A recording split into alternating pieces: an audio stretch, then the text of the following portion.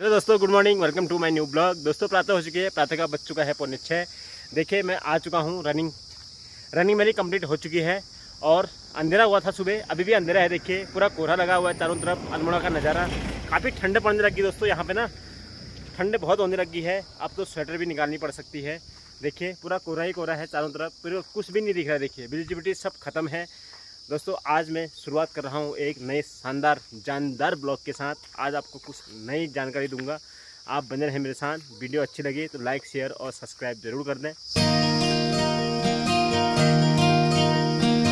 पसीना बहुत हो चुका है। 3 किलोमीटर की रनिंग मेरी पूरी हो चुकी है। आज 3 किलोमीटर मैंने किया ना 13.5 मिनट में। आराम आराम से आया स्टेप के साथ। और अब थोड़ा सा अपने ऑर्गन्स को एक्टिव कर लेते हैं।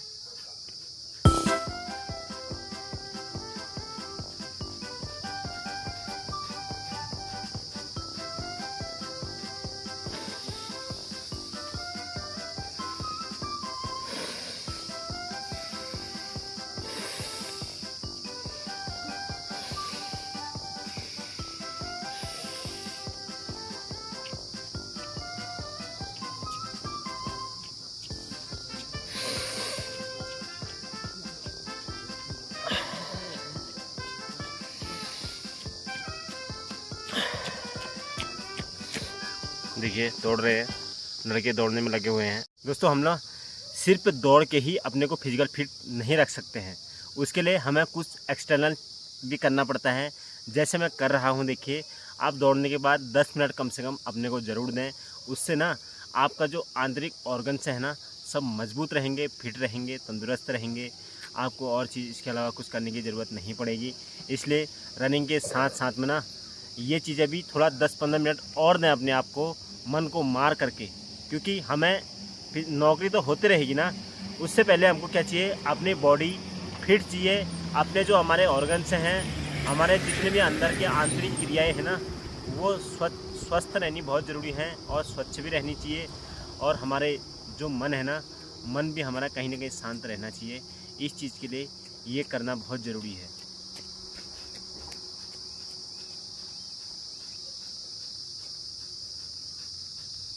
आप ना 5 मिनट का ध्यान जरूर लगाएं। ध्यान का मतलब, बैठ जाइए इस मुद्रा में, हाथ ऐसे रख लें घुटने के ऊपर। बस बिल्कुल अनंत मुद्रा में चले जाइए। आंख बंद करके सांसों को अपने अनुभव करते हुए सांस सुनते रहें और बिल्कुल खो जाइए। बस 0 तक सोचना शुरू कर दें। बिल्कुल अपने आप में खो जाइए, अपनी सांसों में खो जाएं। ये आप 5 मिनट का ध्यान लगा लें। आपका दिन बहुत अच्छा रहने वाला है, पूरा दिन। और आपकी जो शक्ति है ना, जो आपकी मानसिक शक्ति है, जो आपकी कैचिंग पावर है, उन सब चीज़ों को ये सुदृढ़ करता है, अच्छा करता है। आप पढ़ने वाले हैं, आप विभिन्न एग्ज़ामों की तैयारी कर रहे हैं, तो उस चीज़ के लिए ना ये बहुत ज़रूरी है। अपने ध्यान को केंद्रित करना बहुत बड़ी बात है। हम लोग नहीं कर पाते हैं अपने ध्यान को केंद्रित। आप इस चीज़ के लिए प्रयास करें। लेकिन मैं आपको लिख के दे सकता हूँ कि आप अपने मन को कंट्रोल नहीं कर पाएंगे। लेकिन यही ऐसा माध्यम है जिससे आप अपने मन को, अपने इंद्रियों को कंट्रोल कर सकते हैं। तो दोस्तों, आप करके भर्ती भी हो जाते हैं ना, भर्ती होने के बाद भी ये चीज़ें जो हम कर रहे हैं, अपना फिजिकल, अपनी एक्सरसाइज रूटीन वाइज इसको ऐसे ही रखना है जैसे हम आजकल कर रहे हैं। मेरा भी वो है दोस्तों, मैं भर्ती होने से लेकर के आज तक कुछ ना कुछ करते रहता हूँ। जब मेरा मन करे सुबह आते रहता हूँ, क्योंकि अब तो मन करेगा तभी आना चाहिए। क्योंकि हमें एक्सरसाइज की तैयारी तो करनी नहीं है, प्रैक्टिस हमें करनी नहीं है, हमें कोई फिजिकल में कूदना है नहीं। इसलिए हफ्ते में अगर 4-5 दिन भी अगर आते हैं तो बहुत अच्छी बात है। जो लोग भी मेरा वीडियो देख रहे हैं, जो एग्ज़ाम की तैयारी कर रहे हैं, उनके लिए तो बहुत अच्छी बात है। और जो एग्ज़ाम की तैयारी नहीं करते हैं, जिनको शुगर है और जिनको बीपी है, हार्ट के पेशेंट हैं, जिनको किसी प्रकार यूरिक एसिड है, किसी प्रकार की आपको दिक्कत है, तो आप सुबह मॉर्निंग वॉक ज़रूर आएँ, एक्सरसाइज करें, रनिंग करें, खूब पसीना बहाएं और ध्यान लगाएं। ये चीज़ आपको कहीं ना कहीं बहुत फ़ायदे देगी। ये मेरा प्रत्यक्ष अनुभव है दोस्तों, ये मैंने करा हुआ है, इसलिए मैं आपको बता रहा हूँ। आज हम बात करेंगे बहुत महत्वपूर्ण विषय में, जो अभ्यर्थी, जो कैंडिडेट नए पहली बार फॉर्म भरने वाले हैं, उनके लिए बहुत ही अच्छी जानकारी है। और आपको ये चीज़ें मालूम होनी चाहिए दोस्तों कि OTR रजिस्ट्रेशन होता क्या है। वन टाइम रजिस्ट्रेशन, जब आप UKSSC का फॉर्म भरते हैं तो UKSSC ने एक प्रक्रिया चालू कर रखी है कि OTR रजिस्ट्रेशन, ठीक है। तो ये होता क्या है मैं आज आपको बताने वाला हूँ। आज बहुत दिन बाद दिख रहे हैं आप, हैं? लेट हो जा रहा हूँ। लेट हो जा रहे हो? हाँ, ब्लॉग लिख रहा हूँ आजकल। अच्छा, ब्लॉग लिख रहे हैं? हाँ, वो मेरा एक ब्लॉग है, आपका मेरा अपना है ना। हाँ, बलवंत सिंह blogspot.com। अच्छा। तो इसके बारे में मैं थोड़ा सा मतलब इधर उधर से नकल करके कहीं ChatGPT से इधर हाँ, उधर से, हाँ, जैसे अभी कल लिखा था मैंने, how to breeding and care अच्छा, प्रेग्नेंट हाँ, रॉटवेलर्स।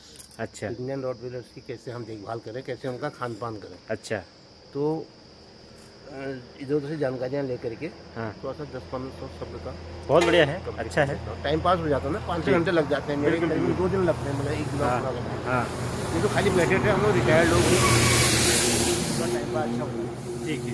मैं देख रहा हूँ कि अच्छा, बच्चे बहुत अच्छा देख रहे हैं। हाँ, अब इसका समय, अभी विज्ञप्ति आनी है, बस उसके बाद फिर अब बच्चों में तब आती है ना जोश, जब वो विज्ञप्ति देख लेते हैं, फिर समय कम होता विज्ञप्ति है। आने वाली है, अक्टूबर में आ जाएगी इसी अरे महीने। वो तो पता ही है, बच्चों को भी मालूम होना चाहिए, पहले से उन्होंने तैयारी करनी चाहिए ना। हाँ, हाँ, कम से कम फिजिकल तो निपटा दें। जी बिल्कुल बिल्कुल। हाँ ना, फिजिकल के ना लिए कर रहे हैं लड़के, कर रहे हैं, सब कर रहे हैं। करते हैं हाँ, ना, देख रहे कर हैं, रहे हैं, ये बहुत अच्छा कर रहे एक हैं। आ रहा दौड़ते हुए, हाँ, ये तो ऐसे कर रहे हैं लोग, अच्छा भी लगता है ना, ऐसा होना चाहिए। काफ़ी कर रहे हैं। हाँ, ऐसे बच्चों को कवर करो आप, हाँ, जो बच्चे दौड़ रहे हैं ना, हाँ। ताकि लोगों को लगे यार हाँ, लोग अपनी तैयारी में जुटे हुए हैं। तो दोस्तों, हम OTR के संबंध में बात करते थे ना। वन टाइम रजिस्ट्रेशन, जब आप फॉर्म फिल करते हैं ना, उससे पहले UKSSC ने एक प्रथा चलाई है कि आप OTR रजिस्ट्रेशन कर सकते हैं। आप वो कभी भी कर सकते हैं, फॉर्म कभी भी आए उससे मतलब नहीं है हमें। फॉर्म तो आप तब भरेंगे जब फॉर्म विज्ञप्ति निकलेगी, उसके बाद फॉर्म भरने की डेट आएगी ना, तब आप उस फॉर्म भरना शुरू करेंगे। लेकिन OTR एक ऐसी प्रक्रिया है, आप उसको पहले कभी भी कर सकते हैं, ठीक है।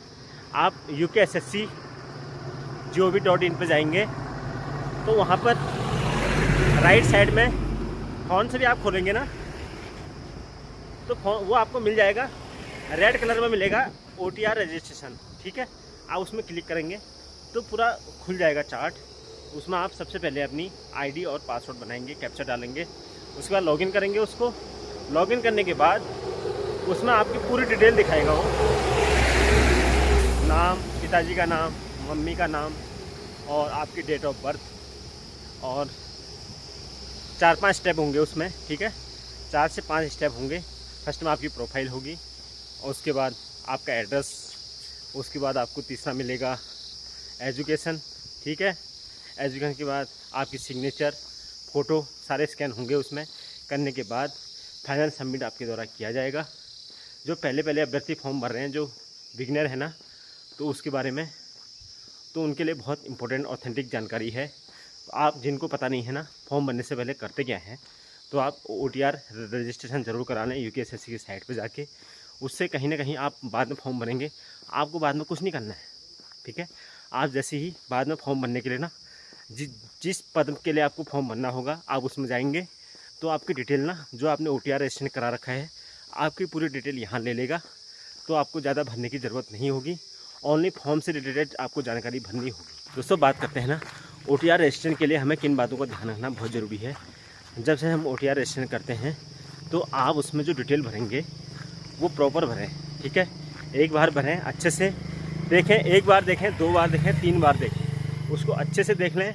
जब करेक्ट हो ना, तभी उसको फाइनल सबमिट करें, क्योंकि OTR आप गलत भरेंगे तो बाद में आपका फॉर्म भरते समय डिटेल गलत हो जाएगी।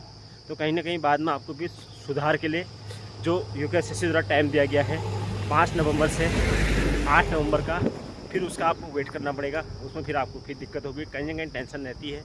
हमें पता लग गया ना फॉर्म में कोई चीज़ गलत भरी है, तो फिर हमें नींद नहीं आती है जब तक वो सही नहीं होता है, ठीक है।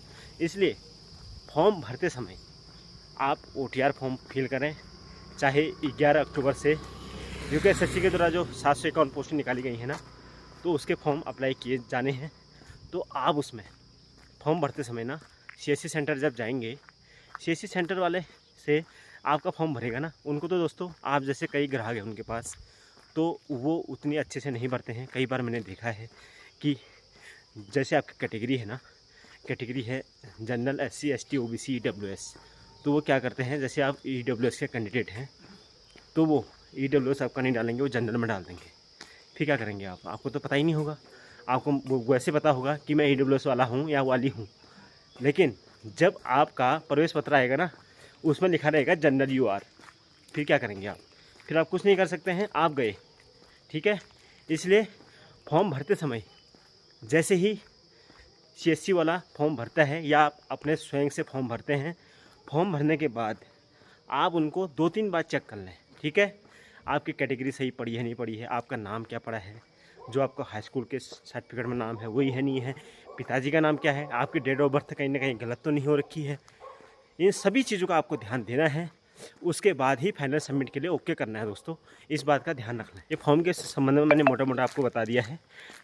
तो दोस्तों ना, आप आज ही, जो नए अभ्यर्थी हैं या महिला पुरुष जो भी हैं, आप आज ही अपने नज़दीकी CSC के पास जाके आप OTR रजिस्ट्रेशन करवा लें।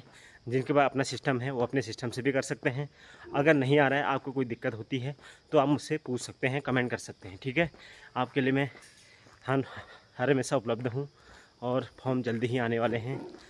उत्तराखंड पुलिस के भी 2000 जो पोस्ट हैं, बस ये अक्टूबर में आ जाएंगे। अक्टूबर में इसलिए आएंगे, आप कहेंगे कि सर आप झूठ बोले जा रहे हो, झूठ बोले जा रहे हो। मैं आपको बता दूं, अक्टूबर में इसलिए फॉर्म आएंगे ना, क्योंकि 1 फरवरी से आपके फिजिकल होने हैं।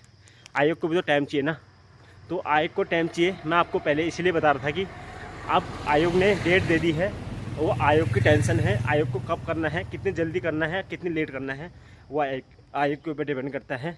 इसलिए अब अक्टूबर आ गया है।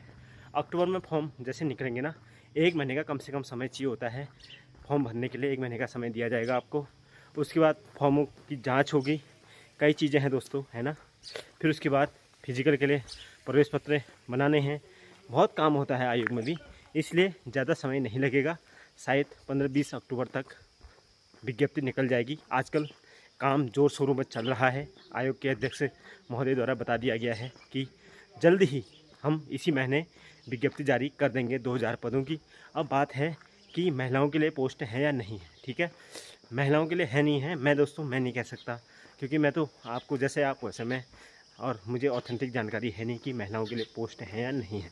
ठीक है, जैसे विज्ञप्ति आएगी पता लग जाएगा। जैसे ही मुझे ना कहीं से भी कुछ पता लगेगा महिलाओं की पोस्टें के संबंध में, तो मैं तुरंत ही आपको वीडियो दूंगा।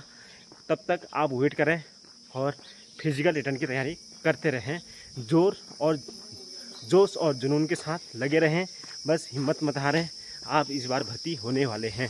जो कंडक्टर सहायक की तैयारी कर रहे हैं, ग्रुप C की तैयारी कर रहे हैं ना, वो लोग टाइपिंग कोचिंग चले जाएं। टाइपिंग के लिए कोचिंग चले जाएं, टाइपिंग करते रहें। पर डे 1-1 घंटा टाइपिंग को भी देना है, ज़रूरी है। क्योंकि रिटर्न के बाद आपका टाइपिंग टेस्ट भी होगा। आप रिटर्न क्वालिफाई कर लेते हैं, पास कर लेते हैं अच्छे मार्क्स के साथ। अगर आपकी टाइपिंग स्पीड नहीं है तो कुछ नहीं हो पाएगा। उसमें डिप्रेशन दी जाती है। उसके अकॉर्डिंग आप तैयारी करते रहें, और फाइनल अगर आपको टंकड़ में आप निकल जाएंगे तो आप भर्ती हो जाएंगे। ठीक है, 12वीं पास है, आपको पता ही है। आपको बता ही रखा है 19 जनवरी 2025 को आपका ग्रुप C का जो अभी कन्या सहायक वाली पोस्ट निकली हुई है, उसका रिटर्न एग्ज़ाम होगा। उसके बाद पुलिस के लिए भी लगने के लिए आपके पास बहुत समय है। आप दोनों की तैयारी करते रहें। कन्या सहायक में तो ओनली आपको रिटर्न और टाइपिंग की तैयारी करनी है। पुलिस में आपको फिजिकल और रिटर्न दोनों की तैयारी करनी है। आप देख लें आपका मजबूत पक्ष कहाँ है और आपका दिल क्या कह रहा है कि मुझे कहाँ जाना चाहिए, पुलिस में जाना चाहिए या फिर कन्या सहायक में, सिविल में, ग्रुप C में जाना चाहिए। आप ये तय कर लें, ये तय आपको ही करना है। आपके मम्मी पापा भी तय नहीं कर सकते ये चीज़। भाई बहन जो अच्छे, जो ठीक ठाक हैं, पढ़े लिखे हैं, जो जानकारी रखते हैं, उनसे भी आज पूछ सकते हैं। और ज़्यादातर पूछना है अपने दिल से कि मुझे कहाँ जाना है, मुझे करना क्या है। ये आपका डिसीजन, खुद का डिसीजन होना चाहिए। तो आपको ना OTR के संबंध में कुछ पूछना होगा, आप मुझसे पूछ सकते हैं। तो अब बहुत हो गया है, आप चलते हैं, रनिंग करते हैं। रनिंग करना भी बहुत ज़रूरी है, और आप भी करते रहें रनिंग। फिजिकल जितने इवेंट मैंने बता रखे हैं, सारे इवेंट आप करते रहें। हाथ में दर्द हो रहा है ना, परसों एक भाई का कमेंट आया था कि सर हाथ में दर्द हो रहा है, क्या मैं बॉल थ्रो फेंकते रहूं? हाँ, आपको हल्का हल्का फेंकते रहना है, पूरे ज़ोर के साथ नहीं फेंकना है, हल्का फेंकें, ठीक है। हाथ को मूवमेंट में रखें हमेशा, तभी ये दर्द ठीक होगा। क्योंकि कोई नस मुड़ गई होगी या मांस फट गया होगा, कोई दिक्कत होगी हल्की फुल्की, कोई दिक्कत नहीं है, ज़्यादा सोचने की आवश्यकता नहीं है। आप हल्का फुल्का मूवमेंट करते रहें और फिजिकल हर इवेंट आप कंटिन्यू करें।